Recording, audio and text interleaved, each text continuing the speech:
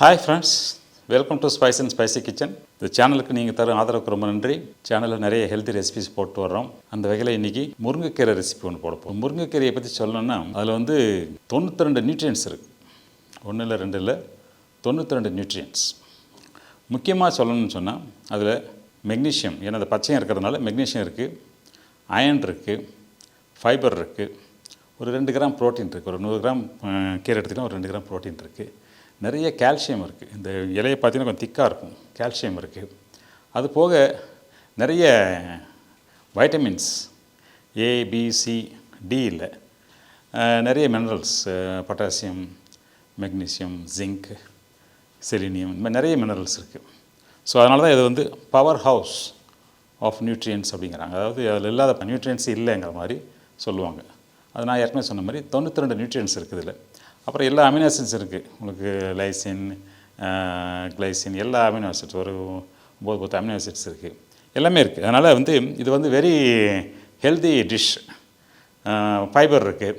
அதனால் செய்யும்போது கொஞ்சம் கவனமாக செய்யணும். ஏன்னா சில பேருக்கு டைஜஷன் ஆகலைம்பாங்க, அந்த மாதிரி பிரச்சனை வரும். ஏன்னா ஃபைபர் இருக்குது, நிறைய நியூட்ரியன்ஸ் இருந்தாலும் ஆட்டோமேட்டிக் கொஞ்சம் பிரச்சனை இருக்க தான் செய்யும்.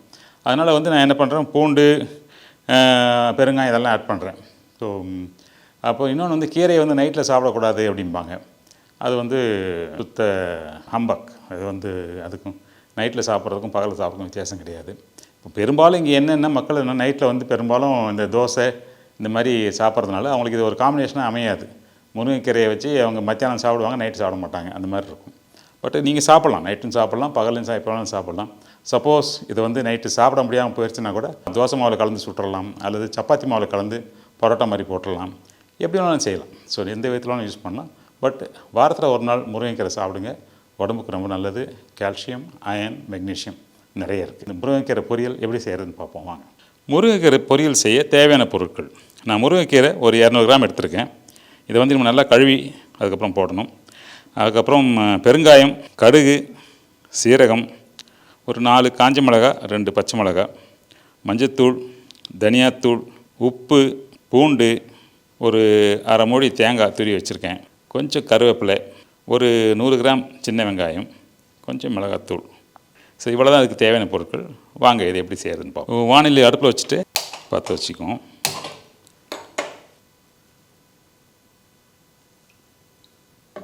எண்ணெய் காஞ்ச உடனே கடுகு, சீரகம் போட்டு தாளிக்க. எண்ணெய் சுட்டுருச்சு. இப்போ கடுகு போட்டுக்குவோம். கடுகு பொரிச்ச உடனே சீரகம் போடுவோம். சீரகம் போட்டு காஞ்ச மிளகாய், நான் இந்த காஞ்ச மிளகாவை விதையெல்லாம் கொஞ்சம் எடுத்து வச்சுருக்கேன். காஞ்ச மிளகாய் போட்டுக்குவோம். காஞ்ச மிளகாய் போட்டு பூண்டு போட்டுக்கிறேன். பூண்டை போட்டு லேசாக கீரி வச்சுருக்கேன். இந்த பச்சை மிளகாய் போட்டுக்கிறேன். பச்சை மிளகாய் போட்டு கருவேப்பிலையை எப்போ கிள்ளி போடணும், கிள்ளி போடுங்க. கருவேப்பிலையை போட்டுட்டு வெங்காயத்தை போட்ட வேண்டியது. அவ்வளோ.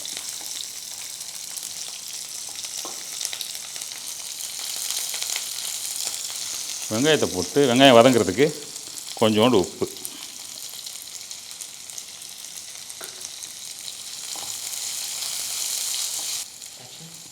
வெங்காயம் ஓரளவுக்கு நல்லா வதங்கிருச்சு.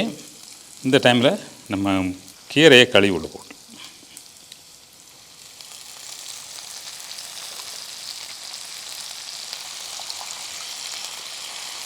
கீரை நிறைய இருக்கிற மாதிரி தெரியும், வெந்ததுக்கப்புறம் ரொம்ப கம்மியாக தான் இருக்கும். இந்த கீரை நம்ம தோட்டத்திலே பறித்த கீரை, அதனால் ஃப்ரெஷ்ஷாக கீரை இப்போ தான் பறிச்சுட்டு செய்கிறோம்.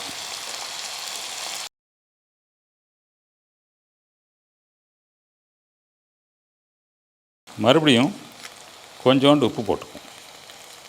உப்பு போட்டு ஒரு அரை கிளாஸ் தண்ணி ஊற்றிட்டு இந்த கீரை வதங்கும் நல்லா வேகிறதுக்கு சிம்மில் வச்சு மூடி வச்சிடும்.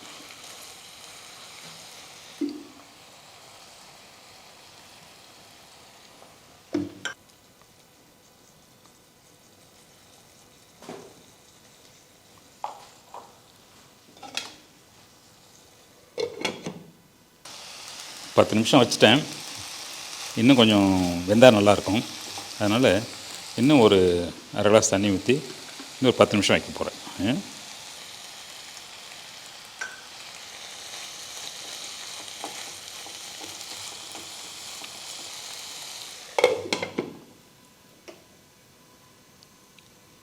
மறுபடியும் ஒரு 10 நிமிஷம் முடிஞ்சுது. மொத்தமாக 20 நிமிஷம் வேக வச்சுருக்கோம். நல்லா வெந்துருச்சு. இப்போ என்ன பண்ண போகிறோன்னு சொன்னால், அடுப்பை சிம்மில் வச்சுட்டு கொஞ்சம் மிளகாத்தூள் கொஞ்சமாக தான் போட போகிறேன். ஏன்னா ஏற்கனவே நான் பச்சை மிளகா இதெல்லாம் போட்டிருக்கேன். ஒரு அரை டீஸ்பூன் போட போகிறேன். கொஞ்சம் தனியாத்தூள், கொஞ்சம் மஞ்சள், இதெல்லாம் போட்டு நல்லா கிளறி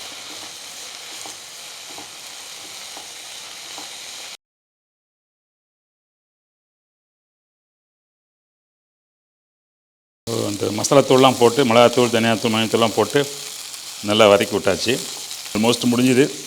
இப்போ வந்து இந்த தேங்காய் துருவலை போட்டு ஒரு பரட்டு ஸ்டவ் ஆஃப் பண்ணிடலாம்.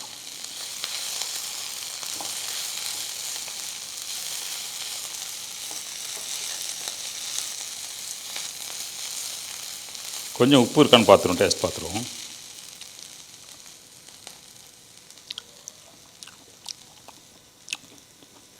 உப்பு கரெக்டாக இருக்கு. சரி, இன்னும் அடுப்பு ஆஃப் பண்ணிட வேண்டியது. ஆரோக்கியமான கீரை பொரியல் ரெடி. பாருங்கள், எப்படி பார்க்க நல்லா அழகாக இருக்குது. இதை டேஸ்ட் பண்ணுறதுக்கு நான் என் ஒய்ஃப் கூப்பிட்ருக்கேன். வந்து பார்க்க டேஸ்ட் பண்ணிட்டோம்.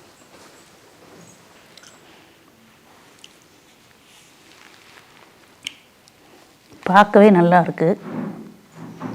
பச்சை கலரு, ரெட்டு, ஒயிட்டு.